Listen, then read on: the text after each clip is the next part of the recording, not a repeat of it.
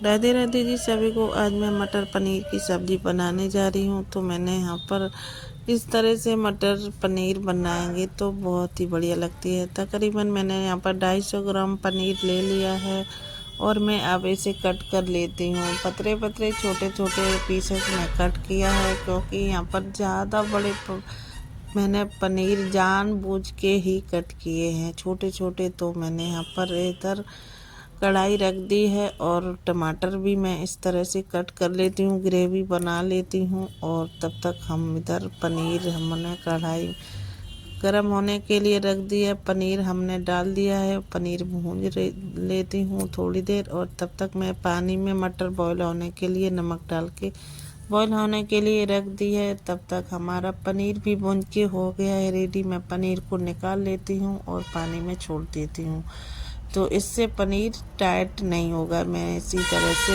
प्याज को भी इस तरह से भून लेती हूँ। लाल ब्राउन हो गया है और प्याज निकाल लिया है। उसी कढ़ाई में मैंने हींग, जीरा, तेज पत्ता, 2 छोटी इलायची को डाल दिए के, और उसी में मैंने टमाटर का पेस्ट भी डाल दिया है और थोड़े से बेसिक मसाले, 1 टेबल स्पून हल्दी पाउडर, 1 टेबल स्पून धनिया पाउडर, 1 टेबल स्पून लाल मिर्ची पाउडर को मैंने भून लिया है। और हमारा मसाला अच्छे से भून चुका है। ऊपर से मैंने प्याज लहसुन की ग्रेवी बनाई थी, वो भी मैंने डाल दी है। तो अब मैं इसे थोड़ी देर नमक डाल दिया है और मैं पानी डाल देती हूँ और ग्रेवी हमारी पक जाएगी। 6-7-10 मिनट लगेंगे और हमारी ग्रेवी बन गई है। मटर भी मैंने डाल दी है, अच्छे से हमारी ग्रेवी पक चुकी है। मैंने पनीर भी डाल दिया है।